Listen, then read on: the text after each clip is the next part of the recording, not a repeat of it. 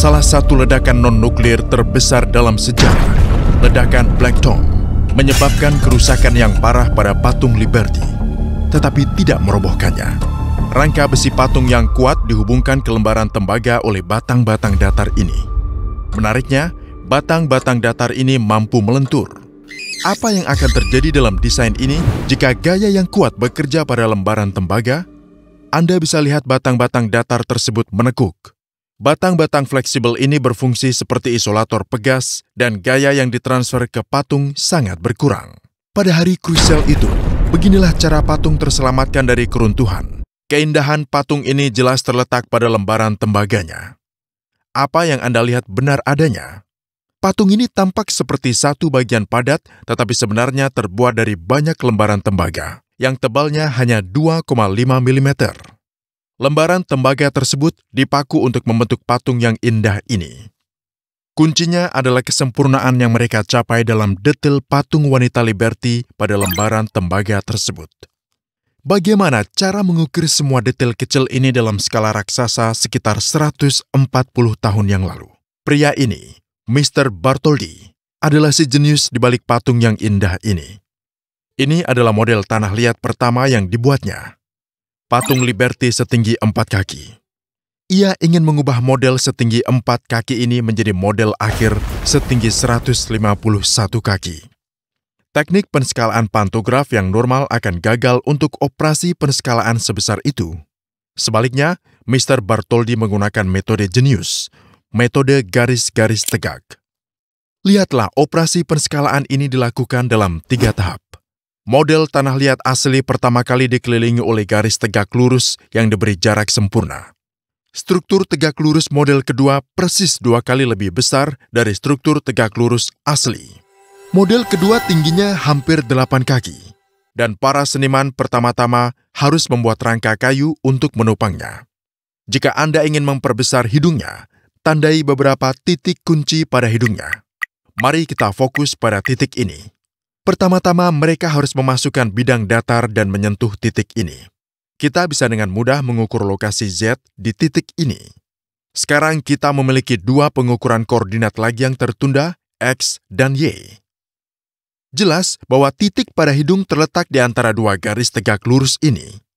Ini membuat mereka bisa dengan mudah mengukur nilai koordinat X. Teknik yang sama digunakan untuk mengukur nilai koordinat Y. Untuk mengkonstruksi hidung, mereka harus menandai dan mengukur banyak titik tersebut. Jika Anda ingin memperbesar hidung 2 kali, kalikan saja semua nilai ini dengan 2. Di ujung lainnya, kerangka kayu menunggu untuk ditutup dengan plaster. Para pekerja mulai menutupi hidung dengan plaster, tetapi mereka harus menyesuaikan dengan pengukuran titik-titik yang diperbesar. Ketika Anda menyelesaikan pekerjaan plasteran yang sesuai dengan nilai data, hidung akan diperbesar secara akurat. Ribuan titik data tersebut dipindahkan untuk memperbesar keseluruhan model. Seseorang bisa dengan mudah memeriksa ulang operasi penskalaan dengan bantuan pengukuran ganda. Dipercayai bahwa Bartholdi melakukan 2 operasi penskalaan lagi untuk mencapai model akhir yang berukuran penuh dan setiap kali menambahkan lebih banyak detail pada patung tersebut. Mereka tidak bisa menampung model plaster akhir di studio mereka. Sebagai gantinya, mereka membagi patung tersebut menjadi beberapa bagian. Sekarang tibalah keajaiban operasi repose. Dari model plaster akhir, para pekerja membuat rangka kayu. Rangka kayu ini mengikuti bentuk salah satu bagian pakaian. Pelat tembaga tipis diletakkan pada rangka kayu lalu dipalu. Dengan cara ini, pelat tembaga memperoleh bentuk yang sama persis dengan model plaster. Karena pemaluan dilakukan dari dalam, permukaan lainnya halus dan bebas dari bekas palu. Pekerja Prancis membuat total 300 pelat tembaga seperti ini. Sekarang, tantangannya adalah bagaimana menghubungkan pelat-pelat yang berbeda dengan sempurna dan kuat. Untuk melakukannya, mereka menggunakan teknik riveting. Ini pertanyaan menarik untuk Anda. Pada pakaian patung, Anda bisa dengan mudah melihat pelat tembaga yang tumpang tindih dan paku rivet kecil. Namun, kita tidak melihat adanya tumpang tindih atau riveting di wajah. Ini juga terjadi bahkan pada tangan dan kaki. Di daerah ini yang bisa Anda amati hanyalah garis kecil. Bagaimana ini terjadi? Seperti yang ditunjukkan, metode riveting normal menghasilkan kepala rivet di kedua sisi. Untuk memberikan patung tampilan yang elegan, para insinyur menggunakan rivet countersunk di daerah ini. Karena lembaran tidak tumpang tindih, mereka harus menambahkan lembaran tembaga tambahan. Lalu melakukan riveting. Teknik ini mencegah proyeksi luar rivet. Jumlah kehati-hatian ini dilakukan oleh para insinyur untuk memberikan patung tampilan yang dipoles. Pelat tembaga yang dipaku ditopang oleh strip rangka besi. Pertanyaan besar berikutnya adalah bagaimana cara mendirikan bagian-bagian ini secara vertikal sehingga angin kencang pun tidak akan meruntuhkannya. Pelat-pelat ini membutuhkan penyangga internal yang kuat. Bartholdi yang tidak tahu bagaimana cara membangun rangka penyangga untuk lembaran patung Liberty mendatangi arsitek paling populer saat itu, Eugene Viollet-le-Duc. Solusi Eugene Viollet-le-Duc adalah serangkaian dinding batu yang terdiri dari banyak kompartemen. Kompartemen-kompartemen ini nantinya akan diisi dengan pasir dan lembaran tembaga akan menutupi seluruh struktur. Struktur ini benar-benar sangat kuat terhadap angin. Bartholdi mengira masalah teknisnya sudah selesai. Akan tetapi, pada tahun 1879, ia meninggal dunia tanpa meninggalkan rencana teknik struktur yang terperinci. Kali ini Bartholdi mendatangi Mr. Gustav Eiffel, orang yang membangun menara Eiffel beberapa tahun kemudian. Struktur bangunan Eiffel sama sekali berbeda dengan Eugene Viollet-le-Duc. Bangunannya ramping dan modern. Keempat balok raksasa yang meruncing ke atas adalah tiang utama di bagian tengah dalam struktur Eiffel. Struktur tersebut diperkuat dengan batang horizontal dan miring. Lihatlah cara dia mendesain struktur pendukung untuk tangan patung. Kolom utama tiang pusat dilengkapi dengan satu set balok penopang. Balok-balok ini dipasang di alas. Sekarang, mulailah perjalanan panjang batang penegang.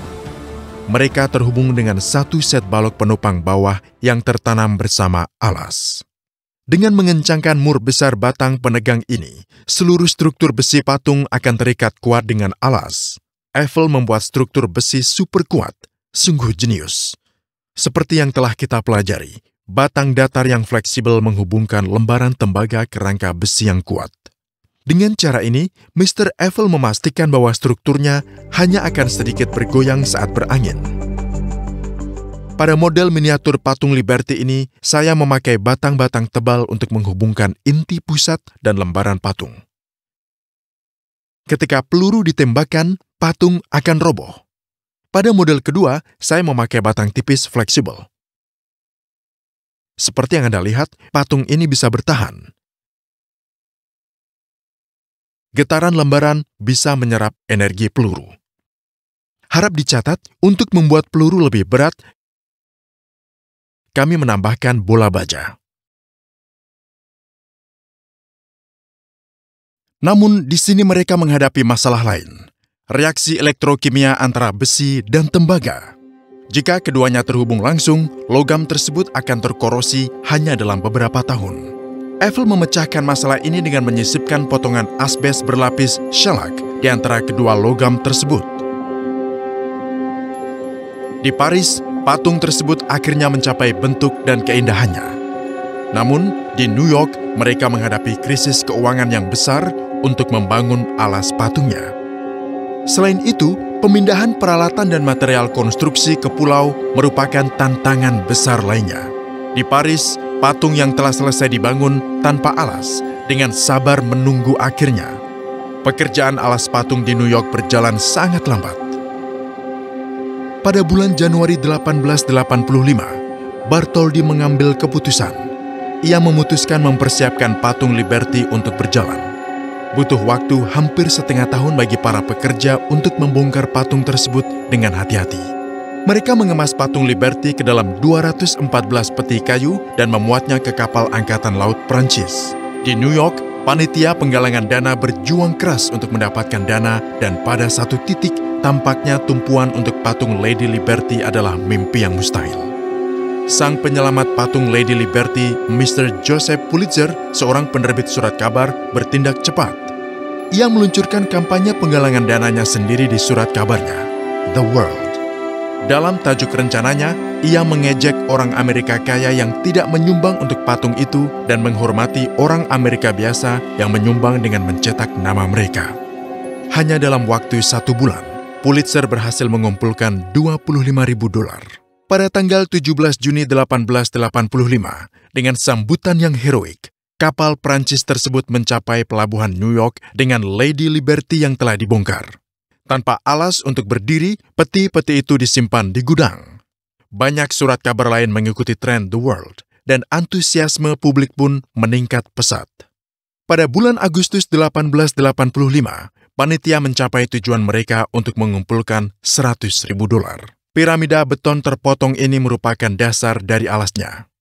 Berat seluruh patung ditopang oleh pondasi sedalam 4,5 meter. Blok-blok granit besar ini merupakan material utama yang digunakan untuk konstruksi alasnya.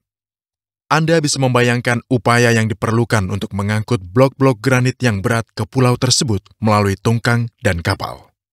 Derek dan crane bertenaga uap digunakan secara untuk mengangkat material tersebut. Para pekerja memulai perakitan dan pengecoran blok-blok granit dengan terampil. Mereka meninggalkan ruang kosong di bagian tengah. Ruang kosong ini akan menjadi area masuk, tangga, dan lift. Di lantai 6P, mereka membangun dek observasi. Setelah alasnya siap, para pekerja mulai merakit tiang besi di tengah. Sebenarnya, ini adalah pekerjaan perakitan ulang. Gustave Eiffel membuat rencana dan spesifikasi yang sempurna saat berada di Prancis untuk merakit ulang rangka besi dengan benar. Anda bahkan akan melihat perencanaan yang sempurna untuk konstruksi tangga helix ganda. Tangga yang mereka bangun ini akan mencapai ujung bor patung. Kita akan membahasnya lagi nanti. Di bawah bimbingan tim tekniknya, para pekerja menyelesaikan pekerjaan perakitan dengan sempurna. Yang tersisa sekarang adalah pemasangan lembaran tembaga ke batang fleksibel rangka besi. Untuk pekerjaan ini, tidak lagi diperlukan scaffolding. Para pekerja harus menyelaraskan lubang di kedua pelat sebelum melakukan riveting. Bartholdi memainkan peran utama dalam kegiatan rekonstruksi patung. Ia bepergian ke AS berkali-kali untuk melakukannya. Pada tanggal 28 Oktober 1886, patung itu diresmikan untuk umum di tengah kemeriahan yang luar biasa. Wajah patung itu ditutupi dengan bendera Prancis dan Mr. Bartholdi berada di dalam mahkota yang memegangnya. Ketika Bartholdi menurunkan bendera, patung itu secara resmi didedikasikan untuk umum. Untuk mendapatkan warna hijau khas patung itu memakan waktu hampir 20 tahun. Pada kenyataannya, itu adalah lapisan bernama patina yang terbentuk oleh reaksi oksidasi dengan udara. Lapisan ini bertindak sebagai lapisan stabil yang melindungi tembaga dari korosi. Selama pekerjaan restorasi tahun 1984, pihak berwenang harus mengganti batang rangka internal yang berkarat.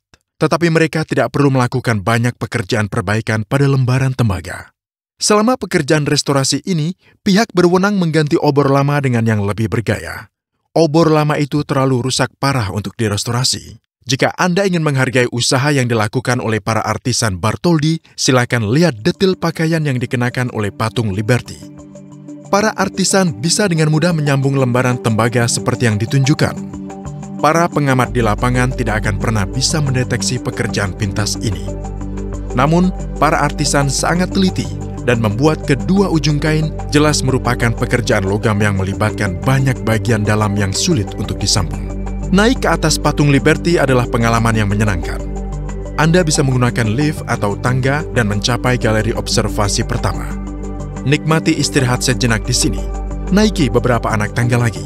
Sekarang mulailah pendakian yang sebenarnya.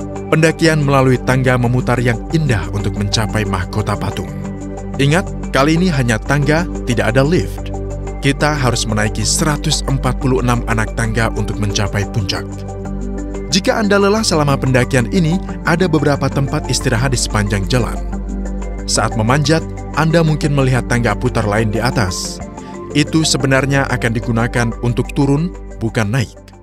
Begitu Anda mencapai mahkota, Anda akan bisa menikmati pemandangan perairan pelabuhan New York yang indah. Sekarang, mari kita jelajahi cara mencapai titik teratas patung, Galeri Obor. Akses ke obor diblokir pada tahun 1916 setelah ledakan Black Tom. Jika akses tidak diblokir, Anda bisa menikmati pendakian dan pemandangan menakjubkan lainnya. Patung Liberty selamat dari badai Hazel. Badai mematikan pada tahun 1954 berkat rekayasa cerdas Eiffel. Menurut analisis dari kami, badai yang bertiup dengan kecepatan 140 km per jam itu mungkin telah menggoyahkan patung itu hingga 4 inci dan obor hingga 7 inci. Ledakan Black Tom tahun 1916 menyebabkan kerusakan serius pada patung.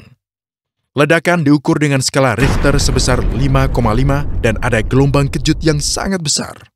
Pecahan peluru dari ledakan itu menyebabkan kerusakan serius pada lembaran. Sangat menarik untuk dicatat bahwa obor patung itu tetap menyala selama kejadian ini.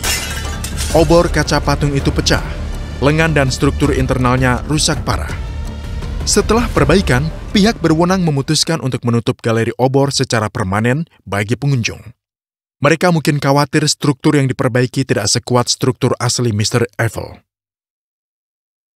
Sekarang, mari kita beri penghormatan kepada Mr. Gustav Eiffel dengan meniupkan udara ke desain strukturnya.